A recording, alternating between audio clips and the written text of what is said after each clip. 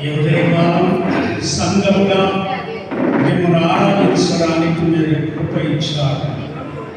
కల్వరిలో మా అందరి కొరకు కాల్చిన అమూల్యమైన మీ రక్తంలో మమ్మల్ని కడిగి శుద్ధీకరించి పవిత్రపరిచి పరిశుద్ధపరిచి మీ సాక్షులుగా మమ్మల్ని వాడుకోమని లేఖనముల ద్వారా మీరే మాతో మాట్లాడమని యేసు నామమున ప్రార్థిస్తున్నాము తండ్రి. ఆమేన్. దయచేసి అందరూ కూర్చోండి.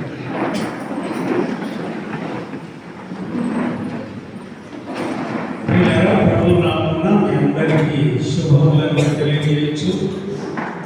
దేవుడు ఇచ్చిన ఈ మంచి సుదినము బట్టి నేను దేవునికి వందనాలు చెల్లిస్తున్నాను. విశేషంగా ఈ నూతన సంవత్సరంలో వాస్తవంగా నేను ఎక్కడో వెళ్ళాలి కానీ 2-3 దేవాలయాల్లో టైం అడిగాను. వారు టైం కరెక్ట్గా చెప్పలేదు కానీ సడన్గా ఇక్కడికి వచ్చాను. సో మీతో కలిసి దేవుని ఆరాధించడానికి దేవుడు కృపయించారు. అలాగే మన Kodad group church council chairman అయ్యారు రెవరెండ్ పి రమేష్ అయ్య గారికి, అమ్మగారికి నా కృతజ్ఞతలను తెలియజేస్తున్నాను. గ్రూప్ సెక్రటరీ గారికి కూడా శుభములను తెలియజేస్తున్నాను. ఆల్టర్లో ఉన్న దారా అయ్య గారు, పెద్దయ్య గారు చాలా ఓపికగా వచ్చారు. జాషాయ్ గారికి, వారికి కూడా శుభములు. సో చిరంజీవి అయ్య గారికి కూడా శుభములు. ప్లాస్టిక్ సెక్రటరీ, ట్రెజరర్, కమిటీ సభ్యులందరికీ వందనాలు చెల్లిస్తున్నాను.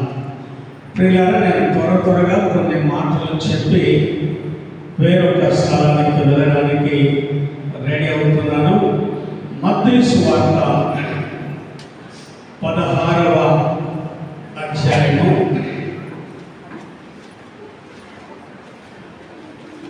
13 నుంచి చదవబడిన వాక్య విభాగం అందరం విన్నా. సో యేసు అడిగినటువంటి ప్రశ్న ఏంటంటే, సరే ఎవరో ఏదో అనుకుంటున్నారు కానీ మీరు నేను ఎవరినని అనుకుంటున్నారు అని వారిని అడిగినప్పుడు 11 మంది శిష్యులు ఏం చెప్పలేదు కానీ పేతురు మాత్రము ఒక చిన్న జవాబు చెప్పారు. దేవుని కుమారుడైన యేసు క్రీస్తుకు సంబంధించిన మీరు దేవునికి ఇష్టలు లేక ప్రియులు అని వాక్యం చెబుతా ఉంది అని లేఖనములను పరిశీలించినటువంటి తత్వవేత్తలు, జ్ఞానవంతులు, భక్తి పరులు చెబుతున్నటువంటి మాటను పేతురు చెప్పారు. ఈ నూతన సంవత్సరంలో మన జీవితాలు ఎలా ఉండాలి అని కోరుకుంటున్నాము అంటే, నూతనత్వంలోనికి, నవీన స్వభావంలోనికి మనం రావాలి అని దేవుడు కోరుకుంటున్నారు. నవీన స్వభావం ఎలా పొందుకోగలుగుతారు? ఒకసారి బైబిల్ ఓపెన్ చేద్దాం. యెహోషువ గ్రంథం 3వ అధ్యాయము 3వ వచనాన్ని చదువుతున్నాం. యెహోషువ 3:3.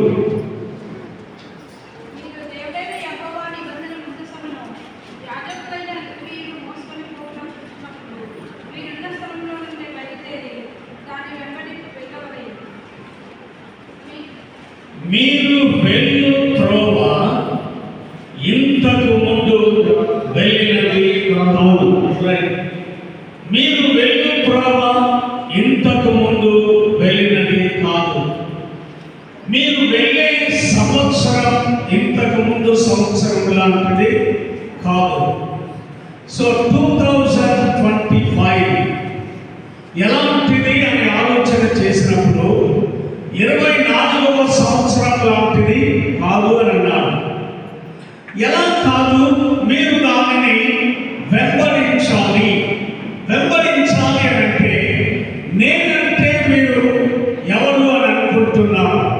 పేతురు అన్నాడు, నీవు బండవు, పీటర్ పెట్రాస్ అంటే ఒక బండవు, నీ బండ మీద నా సంఘాన్ని కడుతూ ఉన్నాను.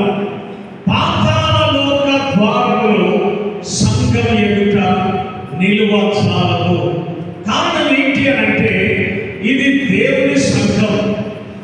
క్రీస్తు తన రక్తాన్ని చెల్లించి శిలువలో ప్రాణం పెట్టి సజీవులుగా తిరిగి లేచి సంపాదించుకున్నటువంటి ఇంత మంచి సంఘం ఎదుట పాతాళ లోక ఆ ద్వారములు సంఘం ఎదుట నిలువ చాలవు అని అన్నారు. మరి సంఘం ఎలాంటిది, ఎలా ఉండాలని దేవుడు కోరుకుంటున్నారంటే మీరు మందస్సుతో కూడా వెళ్ళాలి. ఎక్కడ దాకా వెళ్ళాలి? ఎవరిలో మందస్సు ఉంటుందో, ఏ కుటుంబంలో మందస్సు ఉంటుందో, ఏ సంఘంలో మందస్సు ఉంటుందో వారు ఆశీర్వదించబడిన వారు అని వాక్యం చెబుతా ఉంది. ఒకవేళ మీకు ఓపుకుంటే మొదటి దావీదు కీర్తన 2వ వచనాన్ని చూస్తే, యెహోవా ధర్మశాస్త్రమునందు ఆనందించుచు దివారాత్రము దానిని ధ్యానించువాడు ధన్యుడు. అతడు నీటి కాలువల యోరను నాటబడినదై ఆకువాడక తన కారణంలో ఫలమిచ్చే చెట్టు వలె ఉండును. అతడు చేయునది ఆనందయు సఫలమగును. ఒకసారి వాక్యాన్ని పరిశీలన చేద్దాం.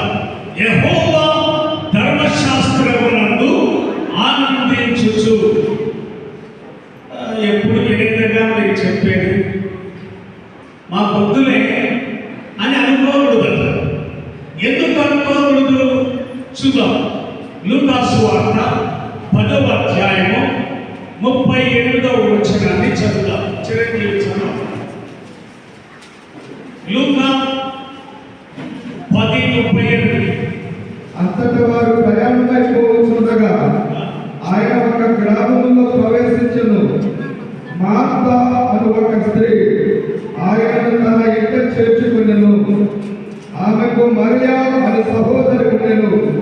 ఈమె యేసు పాదముల యొద్ద కూర్చుండి ఆయన బోధ వినుచుండెను.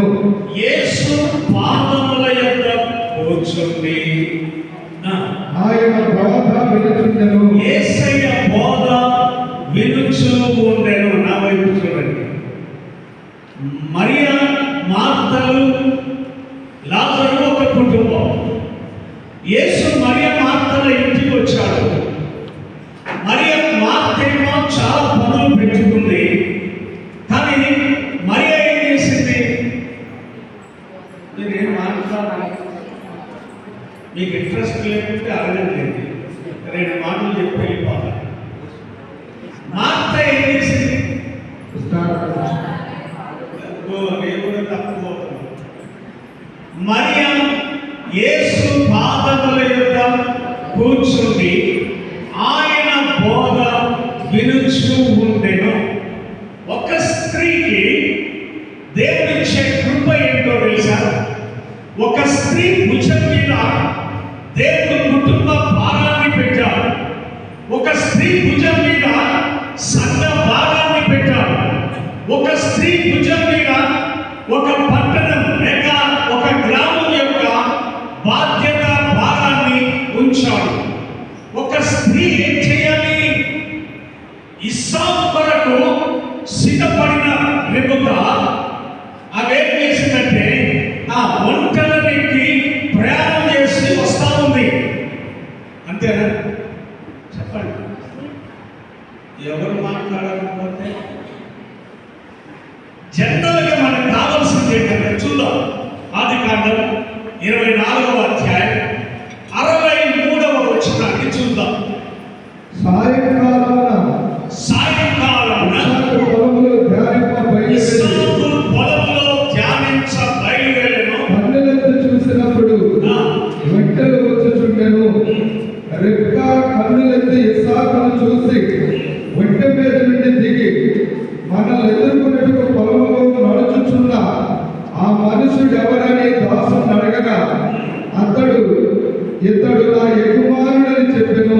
ఇతడు నా యజమానుడని చెప్పగానే రెబెక్కా ఏం చేసిందంటే ఒంటెల మీద నుండి కిందకు దిగి వేలు వేసుకున్నది. అవును కదా, ముసుగు వేసుకోలేను అన్నది. మీ అందరిని అడుగుతా, పెళ్లి కుమారుడు పెళ్లి కుమార్తె చర్చిలోకి వస్తారు, పెళ్లి జరగాలి. పెళ్లి కుమార్తె ఏం చేస్తుంది చెప్పండి? పెళ్లి అయిన వాళ్ళందరూ వెయిట్ వేసుకుంటుంది. అవును కదా, ఎందుకు వేసుకోవాలి?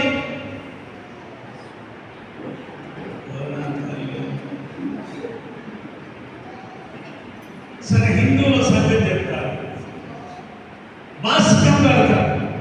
అవునా? ఎందుకు కట్టాలి? నాకు తెలియక ఇప్పుడు అందరూ సూట్లు బూట్లు వేసుకుంటారు కదా. ఆ పెళ్లి కొడుకు రాలేదో నీకు పెళ్లి చేస్తాను, నేను కాదు పెళ్లి కొడుకుని. ఎందుకు కడతారు మాసికం? మాసికం కట్టబడిన వాడే పెళ్లి కొడుకు, మాసికం కట్టబడిందే పెళ్లి కుమార్తె. సో దేవుని వాక్యం మనకి ఇచ్చేది ఏంటంటే, మరియా యేసు పాదముల యందు కూర్చొని ఆయన బోధ వినుచు ఉండెను. స్త్రీకి కావలసింది ఏంటో తెలుసా? ఏంటి అంటే, మార్త వచ్చి ప్రభువా నేను ఇన్ని పనులు చేస్తా ఉంటే మా అక్క మరియా కూడా అలా కూర్చుంది, సహాయం చేయమని చెప్పరాదు. అక్కడ యేసయ్య అన్నాడు, మీరు చదువుతారు, దాని తర్వాత వచ్చి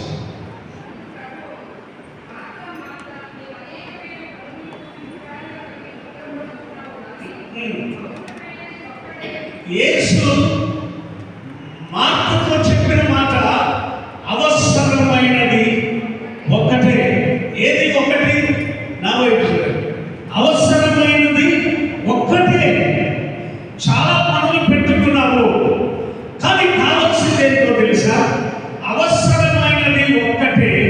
మరియా ఉత్తమమైన దానిని ఏర్పరచుకున్నది, అది ఆవిడ యొద్ద నుండి తీసివేయబడదు.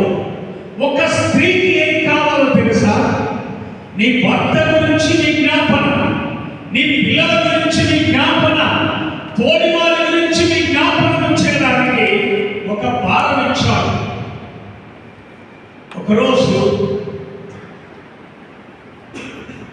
మహారాష్ట్రలో పూర్వపు దినాల్లో ఒక రాజు ఉండేవాడట.